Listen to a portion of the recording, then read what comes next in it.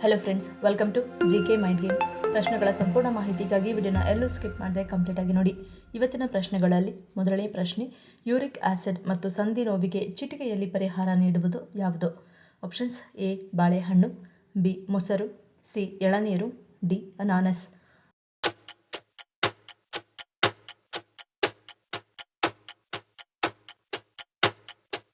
ಸರಿಯಾದ ಉತ್ತರ option A ಮತ್ತು ಬಿ.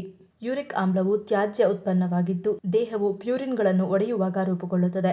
ಪ್ಯೂರಿನ್ಗಳು ದೇಹದಲ್ಲಿ ಉತ್ಪತ್ತಿಯಾಗುವ ವಸ್ತುಗಳು. ಕೆಲವು ಆಹಾರ ಮತ್ತು ಪಾನೀಯಗಳಲ್ಲಿ ಕಂಡುಬರುತ್ತವೆ. ದೇಹದಲ್ಲಿ ಹೆಚ್ಚು ಯೂರಿಕ್ ಆಮ್ಲವಿದ್ದರೆ ಅದು ಕೀಲುಗಳಲ್ಲಿ ಉರಿಯೂತ ಮತ್ತು ನೋವನ್ನು ಉಂಟುಮಾಡುವ ಹರಳುಗಳನ್ನು ರೂಪಿಸಬಹುದು. ಹೀಗಿರುವಾಗ ಬಾಳೆಹಣ್ಣು ತುಂಬಾ ಕಡಿಮೆ ಪ್ಯೂರಿನ್ ಆಹಾರವಾಗಿದೆ. ಇದು ವಿಟಮಿನ್ ಸಿ ಯ ಉತ್ತಮ ಮೂಲವಾಗಿದ್ದು ಗೌಟ್ ಸಮಸ್ಯೆ ಇದ್ದರೆ ಬಾಳೆಹಣ್ಣನ್ನು ಸೇವಿಸಲೇಬೇಕು. ಇನ್ನು ಕಡಿಮೆ ಕೊಬ್ಬಿನ ಹಾಲು ಮತ್ತು ಕಡಿಮೆ ಕೊಬ್ಬಿನ ಮೊಸರು ಯೂರಿಕ್ ಆಮ್ಲದ ಮಟ್ಟವನ್ನು ಕಡಿಮೆ ಮಾಡಲು ಸಹಾಯ ಮಾಡುತ್ತವೆ. ಇಷ್ಟೇ ಅಲ್ಲ, ಇದು ನಿಮ್ಮ ದೇಹದಿಂದ ಯೂರಿಕ್ ಆಮ್ಲವನ್ನು ತೆಗೆದುಹಾಕಲು ಸಹ ಹೆಚ್ಚು ಪ್ರಯೋಜನಕಾರಿಯಾಗಿದೆ. ಎರಡನೇ ಪ್ರಶ್ನೆ, ನಾವು ಮಾಡುವ ಯಾವ ಸಣ್ಣ ತಪ್ಪು ಪಾರ್ಶ್ವವಾಯುವಿನಂತಹ ಅಪಾಯವನ್ನು ಹೆಚ್ಚಿಸುತ್ತದೆ? ಆಪ್ಷನ್ಸ್: ಎ ಹಲ್ಲಿನ ನೈರ್ಮಲ್ಯ, ಬಿ ಸ್ನಾನ, ಸಿ ಮಲವಿಸರ್ಜನೆ, ಡಿ ಆರೋಗ್ಯ ಅಸಡ್ಡೆ.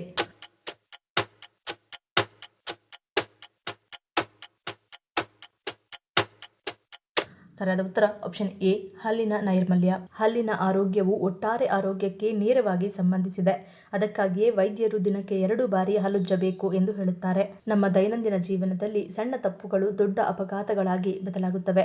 ವಿಶೇಷವಾಗಿ ಮುಂಜಾನೆ ಹಲ್ಲುಜ್ಜುವುದು ಮಾರಣಾಂತಿಕ ಕಾಯಿಲೆಗಳಿಗೆ ಕಾರಣವಾಗಬಹುದು.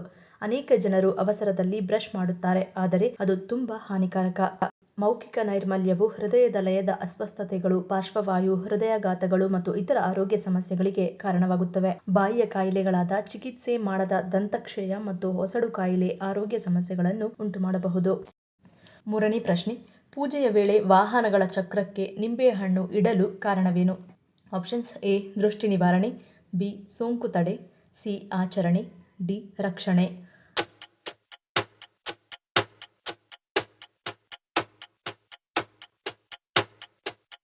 ಸರಿಯಾದ ಉತ್ತರ ಆಪ್ಷನ್ ಬಿ ಸೋಂಕು ತಡೆ. ಬಹಳ ಹಿಂದಿನಿಂದಲೂ ನಡೆದುಕೊಂಡು ಬಂದಿರುವ ಈ ಪೂಜಾ ವಿಧಾನದ ಹಿಂದೆ ವೈಜ್ಞಾನಿಕ ಕಾರಣಗಳು ಇವೆ. ಅದೇನೆಂದರೆ, ಕುದುರೆ ಬಂಡಿಗಳು ಮತ್ತು ಎತ್ತಿನ ಬಂಡಿಗಳನ್ನು ಸಾರಿಗೆಗಾಗಿ ಬಳಸುತ್ತಿದ್ದ ಕಾಲದಲ್ಲಿ ಜನರು ಬಹಳ ದೂರ ಪ್ರಯಾಣಿಸುತ್ತಿದ್ದರು. ಆ ಸಮಯದಲ್ಲಿ ಅವರು ಮಣ್ಣು ಮತ್ತು ನೀರಿನ ಮೂಲಕ ಪ್ರಯಾಣಿಸಬೇಕಾಗುತ್ತಿತ್ತು. ಇದು ಕುದುರೆಗಳು ಮತ್ತು ಎತ್ತುಗಳ ಕಾಲುಗಳಲ್ಲಿ ಕೆಲವು ರೀತಿಯ ಸೋಂಕುಗಳಿಗೆ ಕಾರಣವಾಗುತ್ತಿತ್ತು.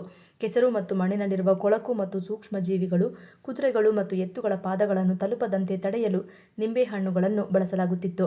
ಆದರೆ ನಂತರದ ದಿನಗಳಲ್ಲಿ ಇದೇ ವಿಧಾನವನ್ನು ವಾಹನಗಳಿಗೆ ಬಳಸುವುದನ್ನು ಮುಂದುವರಿಸಲಾಯಿತು. ನಾಲ್ಕನೇ ಪ್ರಶ್ನೆ, ಬೆಳಗ್ಗಿನ ಜಾವ ಯಾವ ಲಕ್ಷಣಗಳು ಕಾಣಿಸಿಕೊಂಡರೆ ಹೃದಯಾಘಾತವಾಗುತ್ತದೆ ಎಂಬುದನ್ನು ಸೂಚಿಸುತ್ತದೆ? ಆಪ್ಷನ್ಸ್: ಎ ಬೆವರು, ಬಿ ಉಸಿರಾಟದ ತೊಂದರೆ, ಸಿ ಮಾನಸಿಕ ತೊಂದರೆ, ಡಿ ಮೇಲಿನ ಎಲ್ಲವೂ.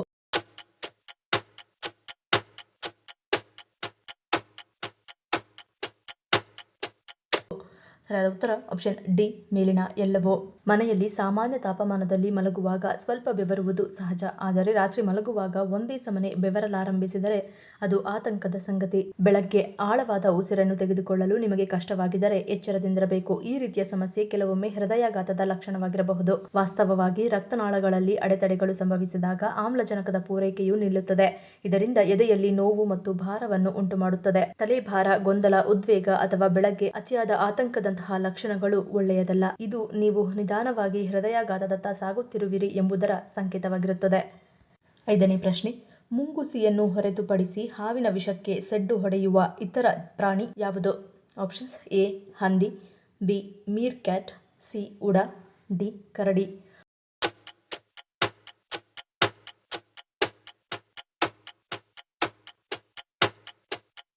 ಸರಿಯಾದ ಉತ್ತರ ಆಪ್ಷನ್ ಎ ಮತ್ತು ಬಿ. ಮೀರ್ ಕ್ಯಾಟ್ ಪಕ್ಷಿಗಳು, ಸಣ್ಣ ಸಸ್ತನಿಗಳು ಮತ್ತು ಹಾವುಗಳು ಸೇರಿದಂತೆ ಯಾವುದನ್ನಾದರೂ ಬೇಟೆಯಾಡಿ ತಿನ್ನುತ್ತವೆ. ತಮಗಿಂತಲೂ ದೊಡ್ಡದಾದ ವಿಷಕಾರಿ ಪ್ರಾಣಿಗಳನ್ನು ಸಹ ಬೇಟೆಯಾಡಬಲ್ಲವು. ಯಾವುದೇ ವಿಷವನ್ನು ವಿರೋಧಿಸುವ ಸಾಮರ್ಥ್ಯವನ್ನು ಹೊಂದಿರುವ ಕೆಲವೇ ಸಸ್ತನಿಗಳಲ್ಲಿ ಮೀರ್ ಕ್ಯಾಟ್ ಕೂಡ ಒಂದು. ಮೀರ್ ಕ್ಯಾಟ್ನ ರಕ್ತದಲ್ಲಿರುವ ಸೀರಮ್ ವಿಷವನ್ನು ತಟಸ್ಥಗೊಳಿಸುತ್ತದೆ, ಅಂದರೆ ವಿಷವು ಅವುಗಳನ್ನು ಕೊಲ್ಲುವುದನ್ನು ತಡೆಯುತ್ತದೆ. ಇನ್ನು ಹಂದಿ ಅತ್ಯಂತ ಸೋಮಾರಿ ಪ್ರಾಣಿ ಎಂದರೆ ಅದು ಹಂದಿ. ಕಾಡು ಹಂದಿಗಳು ಸಾಮಾನ್ಯವಾಗಿ ವಿಷಕಾರಿ ಹಾವುಗಳು ಹೆಚ್ಚಾಗಿ ಕಂಡುಬರುವ ಪ್ರದೇಶಗಳಲ್ಲಿ ವಾಸಿಸುತ್ತವೆ. ಆದ್ದರಿಂದಲೇ ವಿಷಕಾರಿ ಹಾವುಗಳಿಂದ ತಮ್ಮನ್ನು ರಕ್ಷಿಸಿಕೊಳ್ಳಲು ವಿಷಕ್ಕೆ ಸಂಪೂರ್ಣ ರೋಗನಿರೋಧಕ ಶಕ್ತಿಯನ್ನು ಹೊಂದಿರುತ್ತವೆ. ಆರನೇ ಪ್ರಶ್ನೆ, ಹೆಚ್ಚಾಗಿ ಯಾವ ಚಹಾವನ್ನು ಕುಡಿಯುವುದರಿಂದ ವಿಟಮಿನ್ ಬಿ ಕೊರತೆಗೆ ಕಾರಣವಾಗುತ್ತದೆ? ಆಪ್ಷನ್ಸ್ ಎ ಮಸಾಲೆ ಚಹಾ, B green tea, C black tea, D ಶುಂಠಿ ಚಹಾ.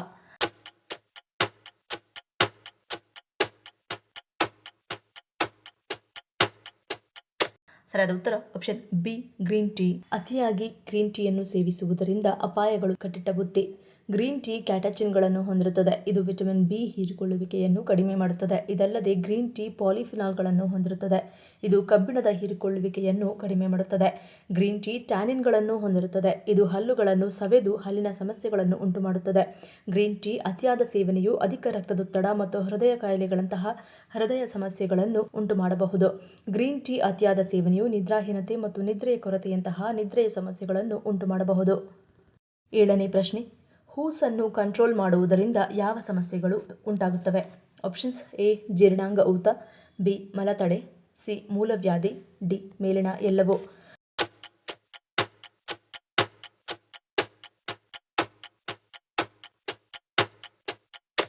ಸರಿಯಾದ ಉತ್ತರ ಆಪ್ಷನ್ ಡಿ ಮೇಲಿನ ಎಲ್ಲವೂ. ಹೂಸನ್ನು ಕಂಟ್ರೋಲ್ ಮಾಡುವಾಗ ನಿಮ್ಮ ದೇಹದ ಸ್ನಾಯುಗಳು ಒತ್ತಡಕ್ಕೊಳಗಾಗಿ ನೋವು, ಅಜೀರ್ಣ ಮತ್ತು ಎದೆಯುರಿಗಳಿಗೆ ಕಾರಣವಾಗಬಹುದು. ಹಾಗೆಯೇ ಮುಂದುವರಿದರೆ ಇದು ನಿಮ್ಮ ಜೀರ್ಣಾಂಗದಲ್ಲಿ ಊತವನ್ನು ಉಂಟುಮಾಡಬಹುದು. ಹೂಸನ್ನು ಹಿಡಿದಿಟ್ಟುಕೊಂಡರೆ ಅದು ದೊಡ್ಡ ಕರುಳಿನ ಮೂಲಕ ಮಲವನ್ನು ಚಲಿಸದಂತೆ ತಡೆಯುತ್ತದೆ.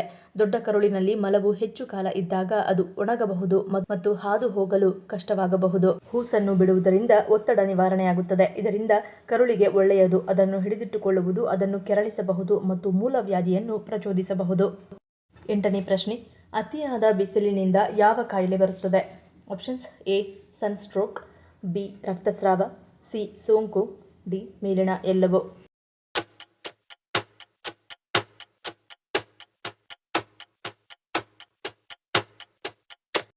ಸರಿಯಾದ ಉತ್ತರ ಆಪ್ಷನ್ ಡಿ ಮೇಲಿನ ಎಲ್ಲವೂ.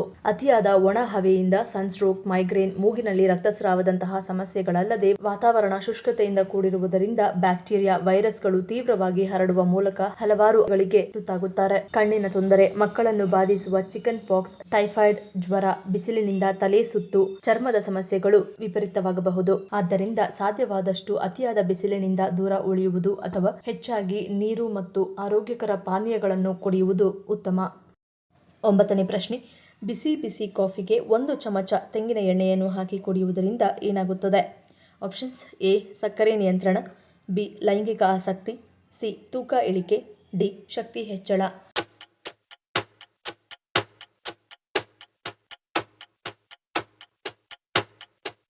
ಸರಿಯಾದ ಉತ್ತರ ಆಪ್ಷನ್ ಸಿ ಮತ್ತು ಡಿ.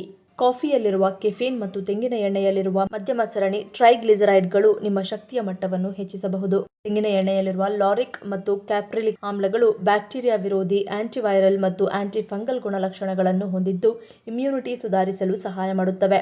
ಕೆಫೇನ್ ಮತ್ತು ಎಂಸಿಟಿಗಳ ಸಂಯೋಜನೆಯು ನಿಮ್ಮ ಚಯಾಪಚಯವನ್ನು ಹೆಚ್ಚಿಸಬಹುದು. ಇದು ನಿಮಗೆ ಹೆಚ್ಚಿನ ಕ್ಯಾಲೋರಿಗಳನ್ನು ಬರ್ನ್ ಮಾಡಲು ಸಹಾಯ ಮಾಡುತ್ತದೆ. ತೆಂಗಿನ ಎಣ್ಣೆಯು ನಿಮ್ಮ HDL ಕೊಲೆಸ್ಟ್ರಾಲ್ ಮಟ್ಟವನ್ನು ಹೆಚ್ಚಿಸಬಹುದು. ಇದು ನಿಮ್ಮ ಹೃದಯವನ್ನು ರಕ್ಷಿಸಲು ಸಹಾಯ ಮಾಡುತ್ತದೆ. 10ನೇ ಪ್ರಶ್ನೆ, ನಾವು ದೇವಸ್ಥಾನಗಳಲ್ಲಿ 3 ಸುತ್ತಿನ ಪ್ರದಕ್ಷಿಣೆ ಹಾಕುವುದರ ಅರ್ಥವೇನು? ಆಪ್ಷನ್ಸ್ ಎ ಸಂಕಲ್ಪ, ಬಿ ಕಾರ್ಯಸಿದ್ಧಿ, ಸಿ ತಪ್ಪುಗಳ ಪರಿಹಾರ, ಡಿ ದೋಷ ನಿವಾರಣೆ.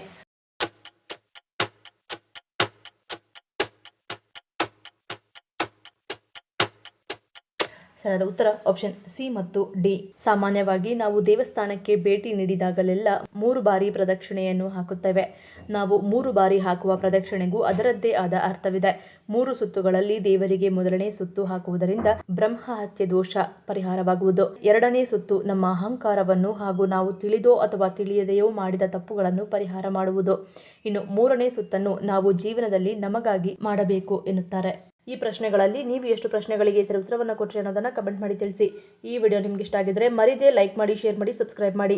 ನನ್ನ ಚಾನಲ್ನ ಇನ್ನೂ ಸಬ್ಸ್ಕ್ರೈಬ್ ಮಾಡಿದೆ ಹಾಗೆ ವಿಡಿಯೋಸ್ ನೋಡ್ತಿದ್ರೆ ಪ್ಲೀಸ್ ಸಬ್ಸ್ಕ್ರೈಬ್ ಮಾಡಿ, ಸಪೋರ್ಟ್ ಮಾಡಿ. ಮತ್ತೊಂದು ಇಂಟ್ರೆಸ್ಟಿಂಗ್ ವಿಡಿಯೋನಿಗೆ ಸಿಗ್ತೀನಿ. Until love you all, take care.